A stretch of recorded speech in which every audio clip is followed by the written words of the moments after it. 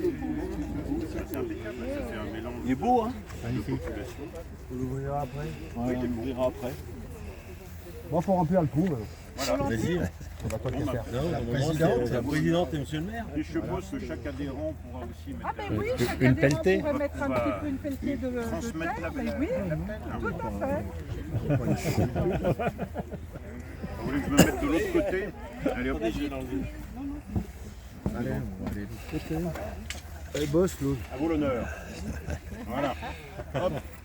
Allez, deuxième. Pour la bonne bouche. Et voilà. Allez, ma Pierre-Louis. Allez, Pierre-Louis l'a travaillé. Voilà. Sylvie, Bravo. Bien. Messieurs, dames, allez-y. À vous. Il y a de quoi faire. Hein. C'est bien. Bravo. Et à la Flore. Donc merci parce que la mairie, bon, on le voit bien d'ailleurs, quand je suis descendu à pied en me trompant de sens, le fameux sentier a bien souffert des intempéries, donc il n'est plus accessible, alors que en tant que conseiller départemental, c'est un des critères, hein, que l'accessibilité soit là pour cette promenade confort, d'ailleurs comme au Bois Vidal, d'ailleurs il y a une subvention qui a été versée pour le sujet, donc ça montre que le Bois Vidal, les élus ne peuvent pas être tout le temps, à part Pierre-Louis, eh bien, comment dire, a bien besoin d'une association qui nous dise attention, ça a été le cas, hein, vous vous rappelez, quelqu'un campait dans le bois, des dégradations, des arbres qui tombent, des trous, des barrières cassées, enfin bref, c'est un lieu naturel mais aussi public, et tu l'as dit Pierre-Louis, en bord de la ville, d'ailleurs on voit bien, on voit le Bernascon en dessous, c'est vraiment... Et d'ailleurs, les visiteurs ne le savent pas, vous parliez des visiteurs amoureux de la nature, mais que contre la ville, c'est une chance assez folle d'avoir ce bois, qui d'ailleurs est lié à notre histoire, hein, M. Burtin le rappelait, curistique, puisque les curistes, à l'époque, partaient des actuels bâtiments en cours de reconversion et allaient se promener en traversant un autre lieu emblématique, hein, le parc de verdure, qui était beaucoup plus grand, avec une roseraie. Et puis ensuite, eh bien, elle est ici en villégiature dans le Bois Vidal. Donc c'était déjà à l'époque, non pas un parc, mais un bois urbain, ce qui n'empêche pas qu'il faille le respecter bien évidemment. Et moi quand j'étais élu maire, avec Pierre-Louis à l'époque, donc en 2019, on a fait ce constat, vous en souvenez sûrement, vous qui habitez aux alentours, eh bien que plus grand monde n'allait dans le bois, hein, pour des tas de raisons, mauvais entretien, les végétaux qui avaient poussé beaucoup. Et puis surtout plus d'accessibilité pour les personnes à mobilité réduite. Donc on a engagé Thibaut Guigues, qui n'est pas là aujourd'hui, mais qui avait mené à l'époque le projet, d'investir dans ce Bois Vidal et de le redonner aux Aixois et bien sûr à nos visiteurs. C'est là où aujourd'hui vous avez donc ces escaliers, ces passerelles en bois, ce petit auditorium également en bois, le belvédère. Et puis moi j'y tiens beaucoup, les bancs qui sont orientés vers le soleil. Et ça, c'est aussi une tradition aixoise, comme au parc de verdure, où on peut s'allonger pour lire, pour discuter, pour faire la sieste. Enfin, c'est aussi, voilà, un peu dans l'esprit cure, hein, prendre du temps pour soi et profiter de la nature à condition qu'elle soit respectée. Et puis, il y a une partie privée, vous le savez, dans le Bois Vidal, l'autre est publique. On a aussi une maison, une résidence senior avec des jardins dont tu t'occupes aussi avec le service des parcs et jardins. Je salue également la personne de Bruno de Finchamp, qui sait de quoi il cause, comme M. Burtin évidemment. C'est des amoureux de la nature et puis c'est vrai, des arbres, de leur entretien et de la végétalisation de la ville, comme on fait dans les cours d'école.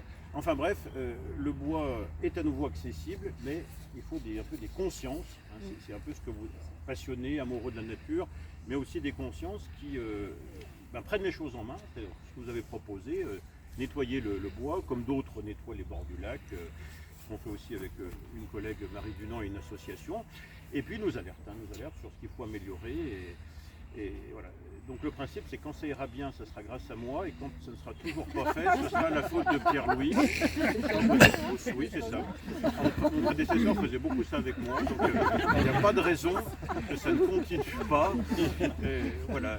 Et puis voilà, enfin, on va y arriver, je termine par là. Voilà, c'est bien, il y a des enfants, il y a des chiens. Alors c'est vrai que c'est aussi une tradition aixoise, ça, le banc des quatre pattes, on a tenu à le conserver. Alors moi je reçois des lettres régulièrement de gens qui disent je ne peux pas aller au Bois Vidal, il y a des chiens, ça m'effraie. Bon. Mais voilà, on essaye de trouver des espaces qui soient partagés. Les propriétaires sont responsables de leurs chiens, ils savent bien si les chiens morts ou pas, bon, ce qui n'est pas le cas à ma connaissance. Donc, voilà.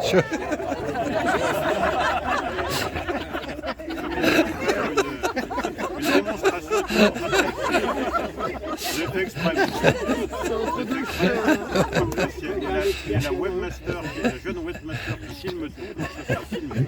Ça vous fera rigoler, vous regarderez ça l'an prochain. Et planter un arbre, oui, vous avez dit tous que c'était symbolique, que c'était le symbole d'aujourd'hui, c'est vrai.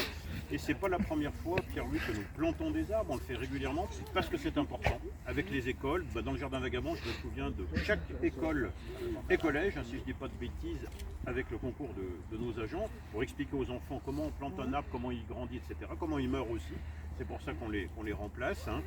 Et puis pour Fukushima aussi, quand il y a eu ce terrible tsunami, on a aussi planté un ginkgo biloba, bon, qui est le seul arbre ayant résisté aux nuages atomiques à Hiroshima et Nagasaki. On a fait la même chose dans le parc de verdure, on a fait avec le consul du Japon dans le jardin, enfin à côté du jardin japonais. Ben voilà, chaque fois que nécessité fait loi, nous plantons un arbre, et bien aujourd'hui c'est vous qui nous le proposez pour lancer l'association officiellement, et on vous remercie de cette initiative. On remercie M. Bertin de ce don également et du choix donc, de cette essence qui, vient de me dire, devrait s'adapter au climat sans problème. Remercier Pierre-Louis bien sûr de sa gentillesse et de son dévouement, de sa disponibilité. Et puis à travers toi Bruno, tous nos agents qui quotidiennement font un travail qui ne se voit pas forcément. Plantation, exemple place du Revard, là on plante combien, 4 arbres, 5 arbres, je ne sais plus. 7 même, c'est même plus, vous voyez. Mais ça souvent on nous reproche de couper un arbre. Bon, personne n'aime qu'un arbre soit coupé, mais on ne dit pas quand on plante des arbres. Donc j'aime bien le rappeler. Ça, il y a des petites coupes, il y a des pépiniéristes pour en vendre. C'est assez vrai, vous avez raison, ça fait un peu une économie circulaire. Voilà. Couper d'un côté, replanter d'autre, à condition qu'il y en ait plus. Bon, au Tillet, par exemple, on a remis le Tillet vers l'hippodrome à la surface. Bon, on a planté 40 massifs et arbres. Vous voyez, boulevard de Latte, je ne sais plus combien il y en a eu, je ne me rappelle plus, je passe devant tous les jours. Boulevard Charcot. Nous, rien que cette année on a plantation d'arbres. L'année dernière, on en a planté plus de 200 sur la ville d'Aix-les-Bains sur les nouveaux réaménagements. Cette année, on en a un peu plus de 200, pour une centaine, sans compter celui-ci. Ça fera 301. Tous les ans, on régénère quand même les arbres parce qu'on a un patrimoine arboré sur la ville d'Aix, c'est assez vieillissant. Donc on est obligé, par les maladies, les conditions climatiques, par mesure de sécurité, parce que le centre-ville d'Aix, c'est pas la forêt. La forêt a des bois morts, ils ne dérangent personne, à part sur les chemins où on sécurise. Et je voudrais lier à ça aussi l'ARCA, on a un partenariat avec l'ARCA, l'ONF qui nous gère, qui nous fait un plan de gestion sur la forêt. Et on a monté aussi un partenariat avec la CERF, une école d'élagueurs que vous avez pu voir dans le bois, qui sécurise les arbres, où les jeunes apprennent à monter et à abattre des arbres.